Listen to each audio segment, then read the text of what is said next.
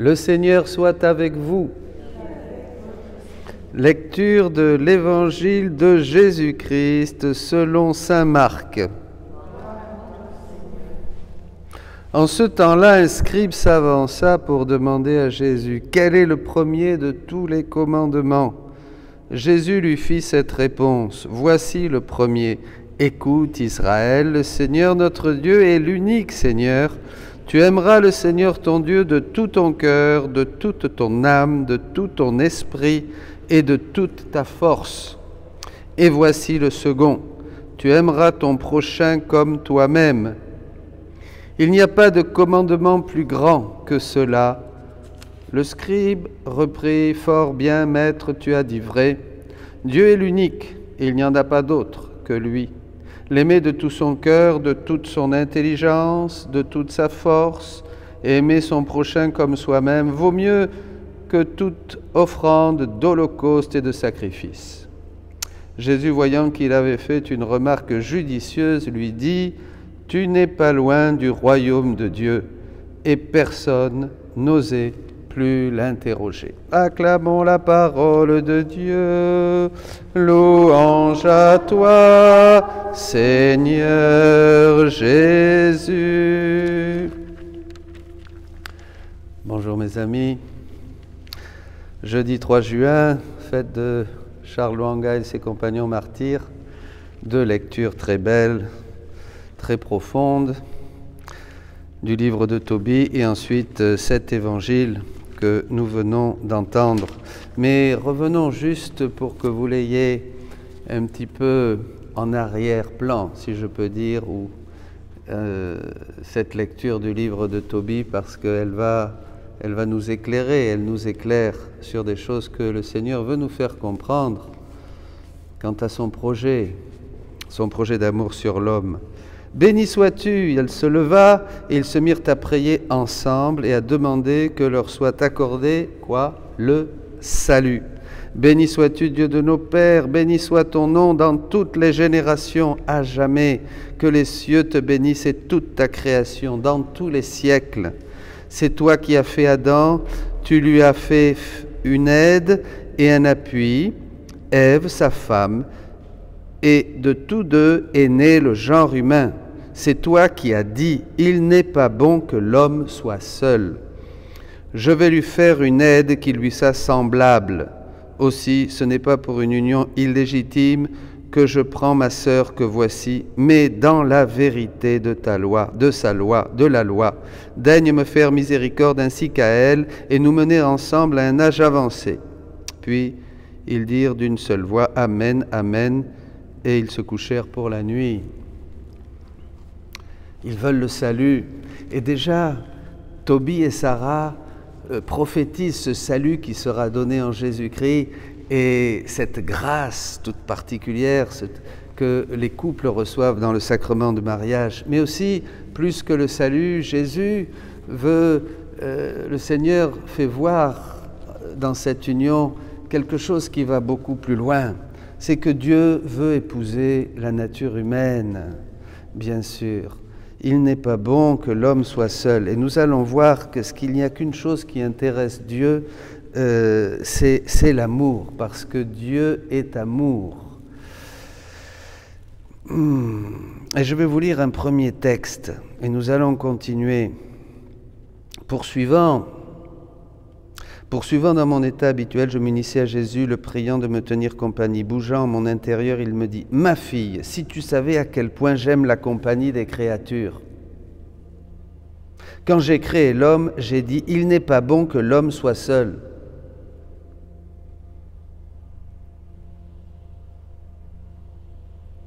Créons une autre créature semblable à lui pour lui tenir compagnie, afin qu'il soit la joie l'un de l'autre. C'est cette prière. Dans cette prière de Tobie et Sarah revient ce passage de la Genèse. Vous êtes d'accord avec moi? Mais Jésus dit, avant de créer l'homme, je me suis dit à moi-même des paroles semblables. Je ne veux pas être seul. Je veux des créatures pour me tenir compagnie.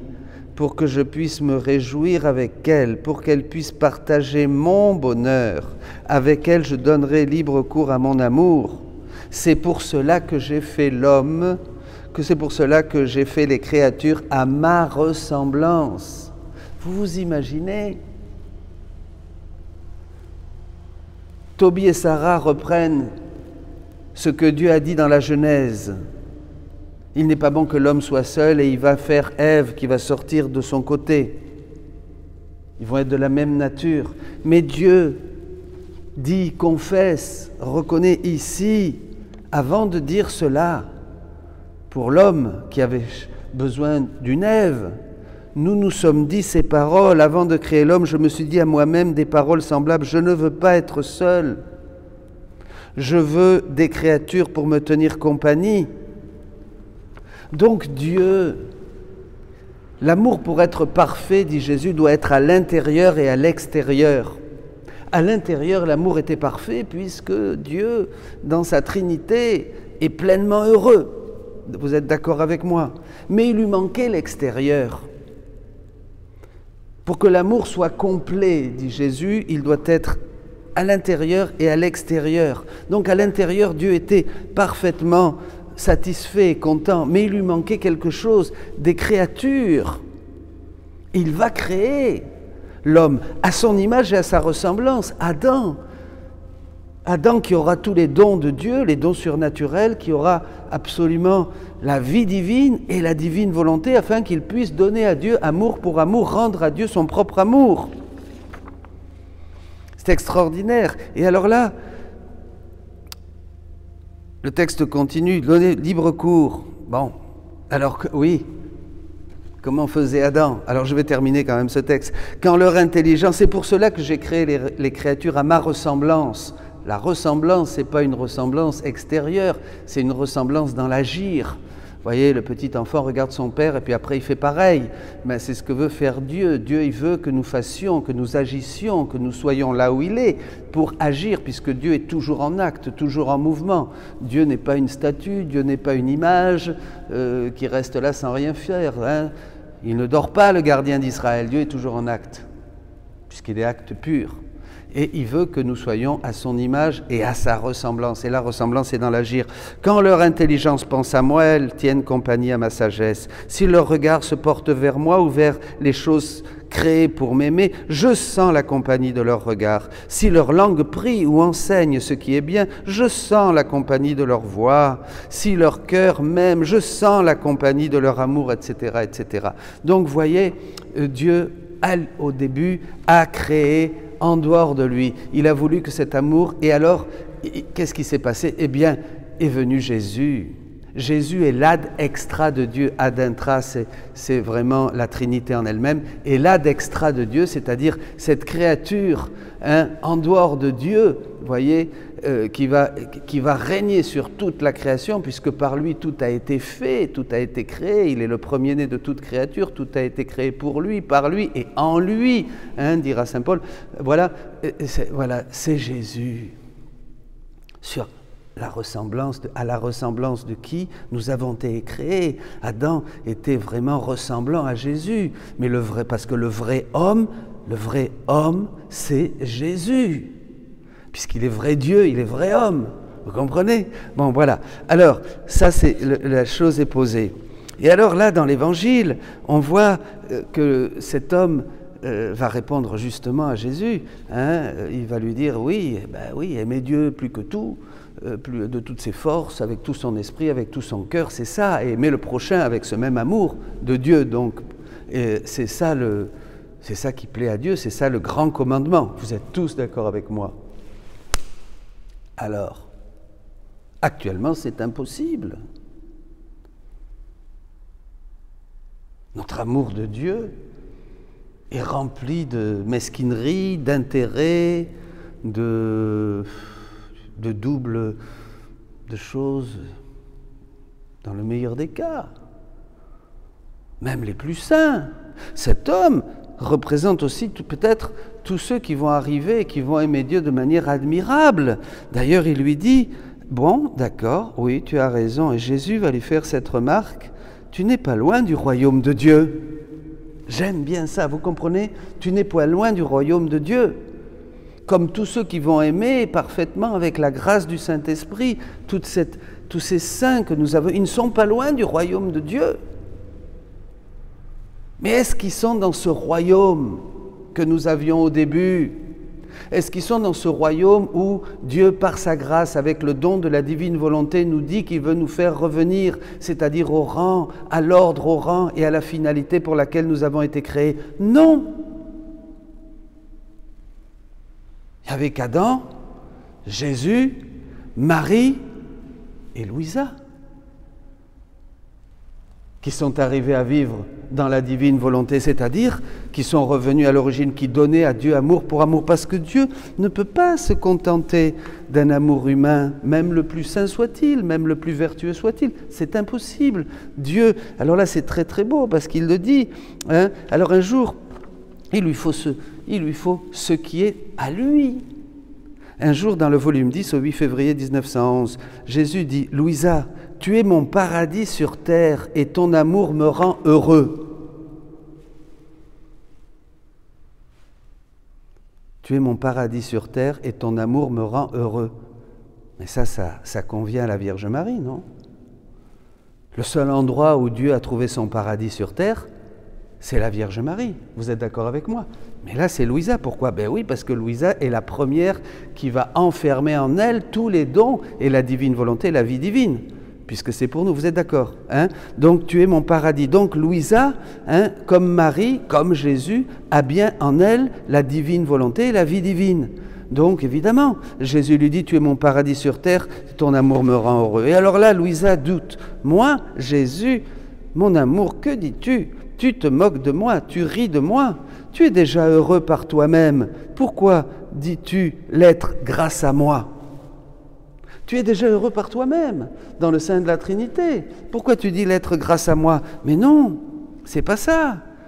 C'est justement, Dieu ne veut pas être seul. Dieu voulait des créatures pour que ces créatures, où il règne totalement, puissent lui donner le même amour.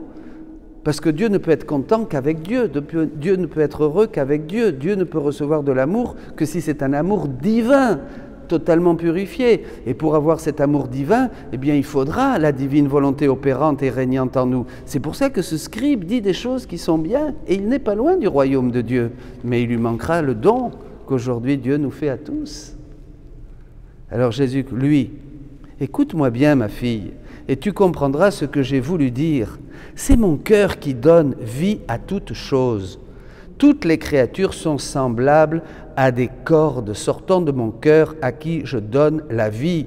Et, de ce fait, tout ce qu'elles font, mon cœur le ressent jusqu'au moindre petit mouvement. Par conséquent, s'ils me font mal, s'ils ne m'aiment pas, s'ils me maltraitent, et les cordes ils me maltraitent et les cordes me renvoient ces sons de chagrin, d'amertume et de péché. Ces sons lugubres me rendent malheureux puisque ces cordes-là, ces vies sortent de moi. Ces vies sortent de moi. Vous voyez, il sort de Dieu des vies et ces vies, elles doivent être accueillies dans des créatures qui sont comme Marie, qui ont ce don, qui ont ce réceptacle, qui ont la divine volonté pour les accueillir, puisque sinon, il ne peut pas, Dieu. Le problème de Dieu après le péché, c'est qu'il ne savait plus où se déverser. Il ne savait plus où se donner, puisque Adam n'était plus capable de le recevoir, puisque après le péché, il avait perdu la vie divine et la divine volonté. Donc, Dieu ne pouvait plus. Et là commence la passion de la divine volonté qui dura 6000 ans. Il n'y a que Marie où Dieu va déverser tout son amour en Marie. C'est pour ça que Jésus dit que quand Marie a été conçue, c'est la miséricorde de Dieu qui a été conçue. Et oui, déjà, vous voyez. Et après, bien sûr, dans tous ceux qui vont accueillir ce don de la divine volonté, Dieu va enfin pouvoir déverser tout son amour. Tout son amour va se déverser en eux, dans la mesure où ils vont être fidèles. Et c'est la grande Pentecôte d'amour. C'est ça le grand don, c'est ça qui va faire le triomphe du cœur immaculé de Marie, parce que Dieu va enfin pouvoir, ce trop-plein d'amour qu'il avait gardé, voyez, eh bien il va le déverser, parce que grâce à Louisa, maintenant la porte est ouverte. Nous pouvons réjouir Dieu, nous pouvons lui donner amour pour amour. Donc le scribe n'était pas loin du royaume de Dieu. Et ce commandement d'aimer Dieu de tout son cœur, de toute sa force, de tout son être, comme Dieu s'aime lui-même au sein de la Trinité, ne va être possible que grâce au don de la divine volonté, maintenant offerte à toutes les créatures. Alléluia! Alléluia! Voilà, il faut ce don, une volonté libre, qui ne m'aime pas librement, mais non, mais par force. Donc cette volonté humaine que nous avons, eh bien, elle est en nous, mais elle est là pour être immolée, elle est là pour être offerte, elle est là pour n'avoir d'autre accueil que son amour, n'avoir d'autre office qu'accueillir son amour, une volonté libre. Ma fille, une volonté qui ne m'aime pas librement, mais par force, dit qu'il existe une distance entre la créature et le Créateur. Elle dit esclavage et servitude, elle dit dissemblance. Au contraire, une volonté libre qui fait la mienne dit qu'il y a union entre l'âme et Dieu. Elle dit filiation. Et ce qui est à Dieu est aussi à l'âme. Vous vous rendez compte? Ce qui est à Dieu est aussi à l'âme. Ce n'est pas une image, ce n'est pas un petit peu. Tout ce qui est à Dieu devient aussi la propriété de la créature qui vit dans la divine volonté. Elle dit qu'il y a similitude de sainteté, d'amour. Alors c'est pas possible ça, soyez saints comme votre Père Céleste est saint. Similitude, mais je suis pécheur, je suis mauvais, je suis méchant. Mais non, mais t'inquiète pas, si je mets en toi ma divine volonté opérante, chaque fois que tu fais un acte en elle, si tu la laisses régner, tu fais un acte qui sort de moi et tu me rends ce que je te donne. Tu me donnes la monnaie de mon pays. Tu me donnes une pièce avec l'effigie, une monnaie qui est valide, l'effigie de mon royaume, de la divine volonté. T'inquiète pas. Je veux que mes petits, mes pauvres, mes créatures me donnent maintenant amour pour amour. Elle dit filiation, ce qui est à Dieu est à l'âme, similitude de sainteté, d'amour, de telle sorte que ce que fait l'un, l'autre le fait aussi, et que là où l'un peut se trouver, on voit également l'autre.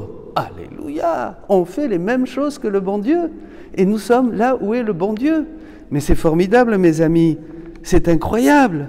Je ne sais que faire d'une volonté qui est forcée à m'aimer, vous savez, et à se sacrifier comme on le fait. Ah, ben pas de choix.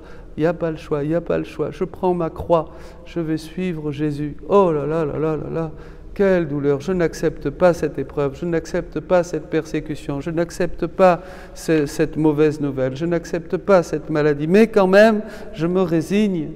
Je vais le faire pour Dieu. Et je vais aller prier pour que la Vierge Marie m'aide. Je vous salue Marie. Vous voyez, c'est ce qu'on a fait. Mais là, le Seigneur nous donne bien plus.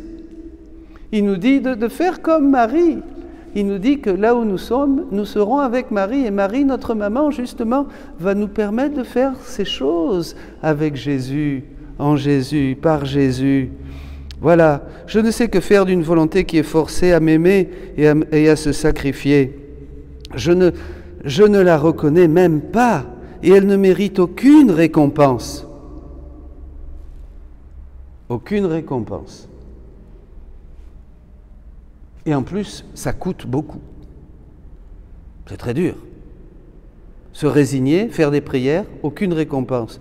Au lieu de s'abandonner et de dire, Seigneur, je mets mon petit oui comme maman Marie dans ce que je vis maintenant, et c'est toi. Et je t'offre ce que Jésus a fait.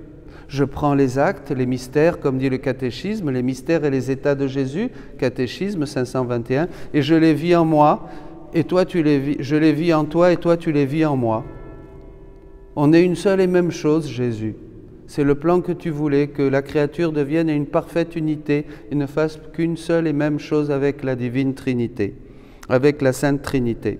Je ne la reconnais même pas. C'est pourquoi tous mes regards se portent sur l'âme qui spontanément vit avec sa volonté dans la mienne. Voilà, avec sa volonté dans la mienne. Un amour forcé appartient aux hommes et non à Dieu, car les hommes se contentent des apparences et ne descendent pas dans les profondeurs, là où est l'or de la volonté, pour y trouver un amour sincère et loyal. Volume 21, 3 avril 1927. Mes amis, tout est dit.